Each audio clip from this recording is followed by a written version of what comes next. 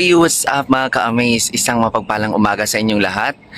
Andito ako ngayon sa grandstand kasi puntahan natin yung mga applicants natin na tapos na sa deliberation at ito yung kanilang unang araw na gagawin yung kanilang physical conditioning. Preparation na lang sila sa paggawa ng kila or pagkuha na lang ng kanilang mga ATMs at syempre malapit na yung take out, kaya pabalik natin sila dito para sa kanilang physical or yung body conditioning na lang sila para at least pagdating naman ng kanilang take out at sa pagsimula ng kanilang training, hindi sila manibago sa mga exercises at mga training na gagawin nila pagdating sa training center.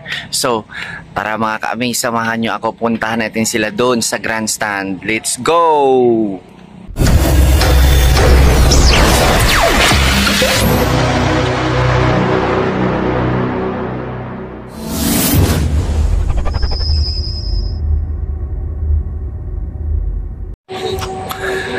So yun nga mga ka-amaze, ayan, naglalakad na ako papunta sa grandstand at syempre itong physical conditioning, kung bakit sila pinapabalik dito, it's because wala na sigurong in-house na gagawin katulad noong unang mga take-outs na syempre meron pang mga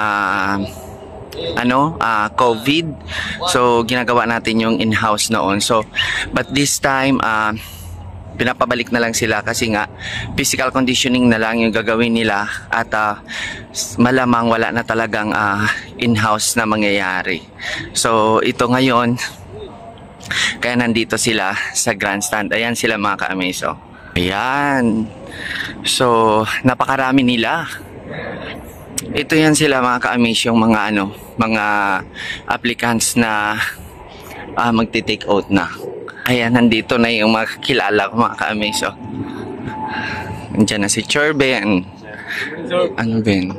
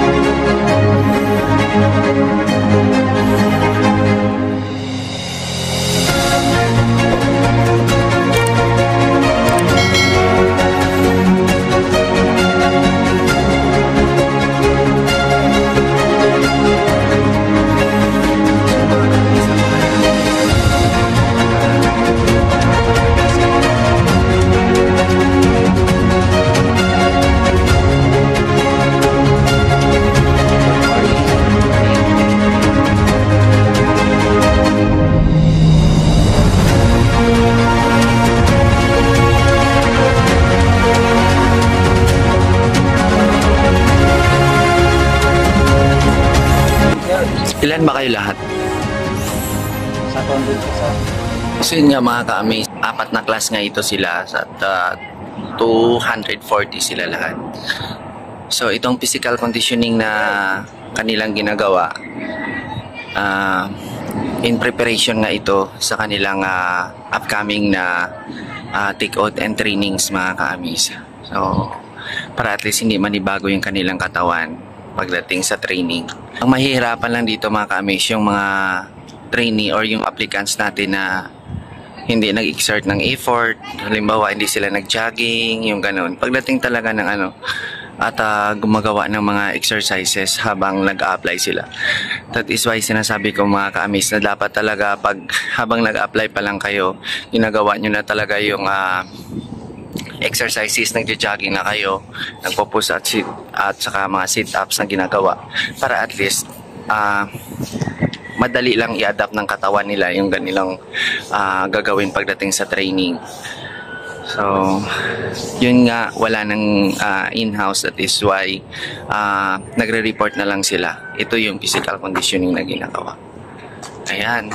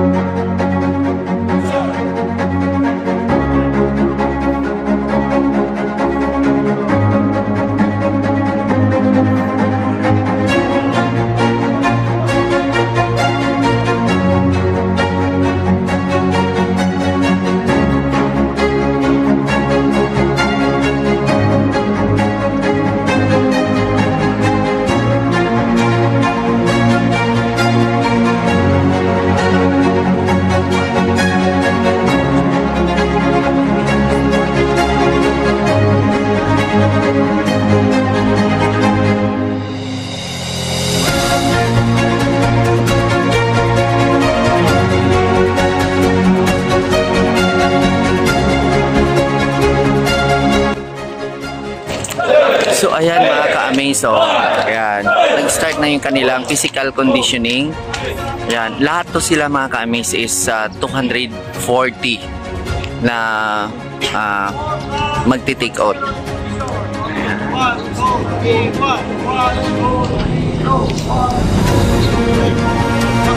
Lumiwanag na mga ka-amaze.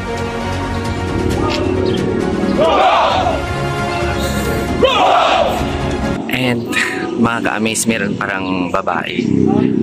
Merong dalawang babae na nakita. Ayan mga ka-amaze, yung dalawang babae.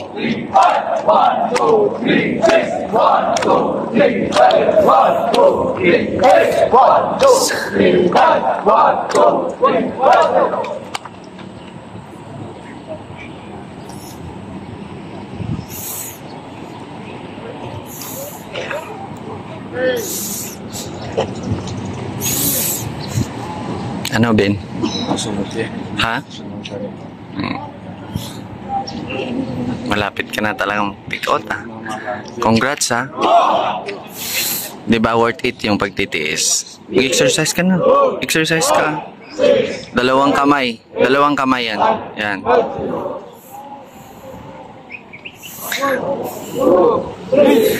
So may mga ka-amaze yung mga kilala ko na lumapit sa akin before na tinulungan natin, nandito na sila. Tapos may dalawang babae. 1, 2, 3, 4, 5, 6, 7, 8, 9. Ilang kayong babae? Ilang kayong babae? Dalawa lang. SA kayo, hindi din. 4, 5, 6, 7, taga saan ka? 9, 1, 0. Ha? Bicol? Siya. Ikaw taga saan ka? La Union? Dalawa lang mga ka-amaze yung babae na napasama sa 240 mga ka-amaze. Itong physical conditioning, have you noticed, hindi pa talaga ito magsabay-sabay yung mga applicants natin, yung mga trainee natin na waiting list habang ginagawa nila yung kanilang exercise. Hindi talaga magsabay-sabay kasi siyempre bago pa lang sa kanilang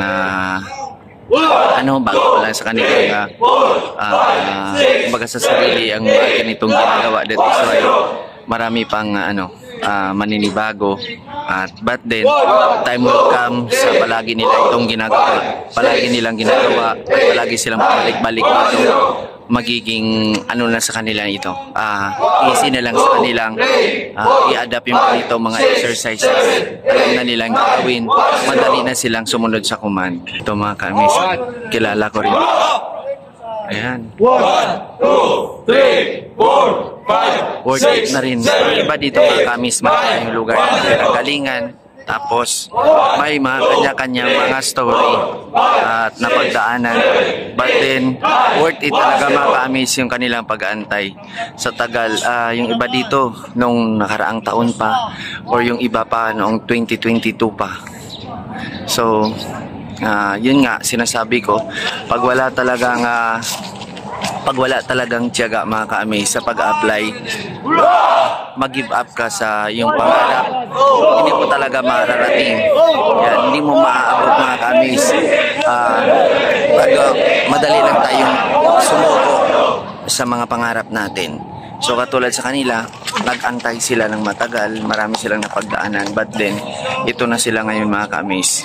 Ready na sila sa kanilang upcoming take-out, upcoming training mga ka-amaze. Ayan.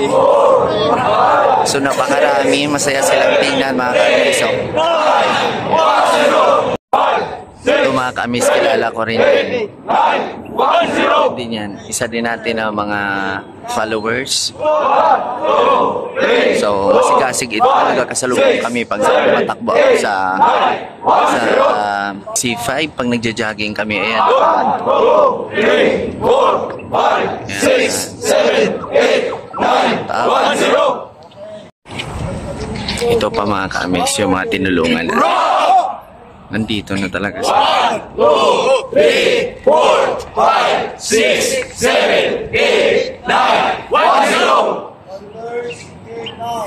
1, 2, 3, 4, 5, 6, 7, 8, 9, physical 1, 0. mga ka-amaze.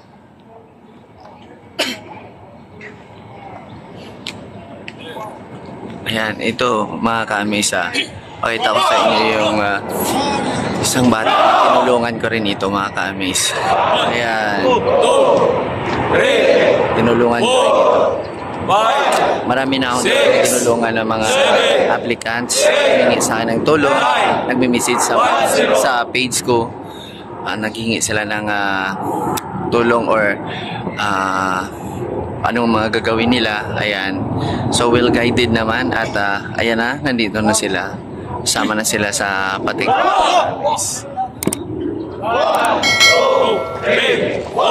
Kasama ka na rin. Marami. Ayan. Kasama.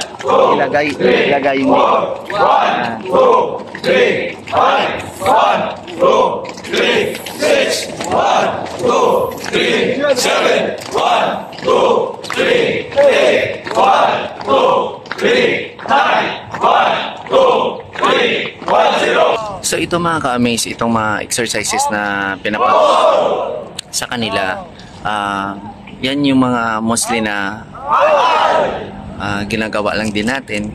Katulad ko, doing sit-ups, push-ups, and para at least makondisyon lang. Pero syempre, iba talaga yung training. Pagdating na sa training center, iba yung kanilang gagawin. Same lang nito, but then siguro maraming repetition kasi nga, syempre, yung training natin, kailangan talaga mag-produce tayo ng malalakas, matitikas na mga na marine someday. So that is why ganun talaga ginagawa ng mga instructors natin. Mga ka-amaze, syempre, pagdating sa training center, aside dun sa mga exercises na kanilang ginagawa, syempre silang matutunan. At saka yung attitude, syempre yung from civilian to military, talagang mag-change yan. So, good luck sa kanilang lahat. Ayan, good luck sa 240 na upcoming na magti-take out mga ka-amaze. Ayan sila. Ayan. So, I'm sure lahat sila excited at happy kasi nga, syempre sa tagal-tagal ng kanilang inantay, mag-take out na sila mga ka-amaze. Mga ka-amaze, ayan, pull up na sila. Ito na sila sa pull ups. So, nakikita ko nga mga ka-amaze na yung mga trainee dito, wala talagang hindi pa nila kayang mag-pull up talaga ng 7 yung fasting natin. So, yung iba, 4. Tapos hindi pa yun proper. So dapat sa mga applicants natin, mag-training talaga, mag-practice talaga para at least hindi kayo mahirapan.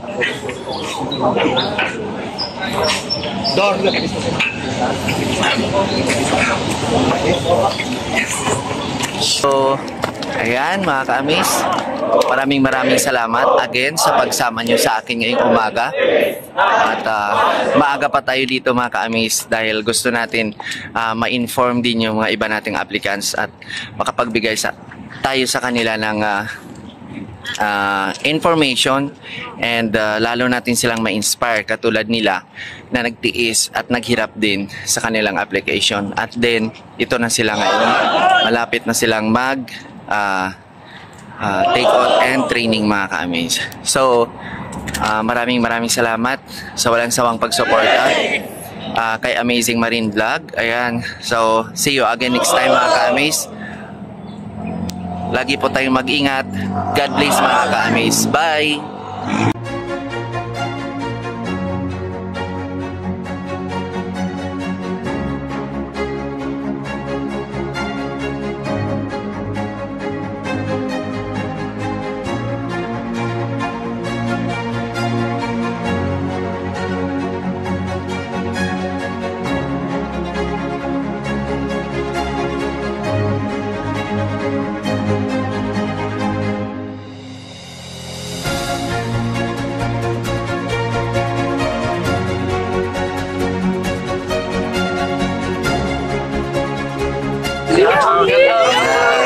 Ayan sila.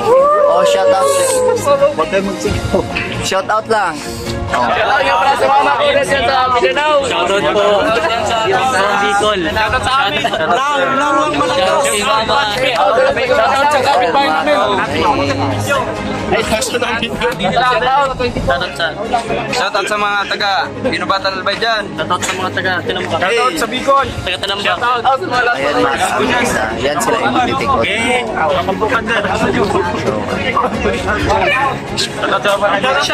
Well, of course, syempre hindi natin makalimutan yung isa-shoutout natin. Unang-una dyan si Ayan Ladrido Lanayon from Salabaca, Esperanza, Sultan Kudarat.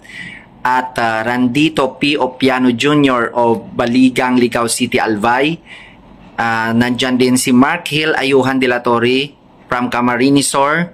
And Angelo Andisimo. So, good luck sa inyong apat. Malapit na yung take-out nyo. Hopefully, makagraduate kayo ng maayos.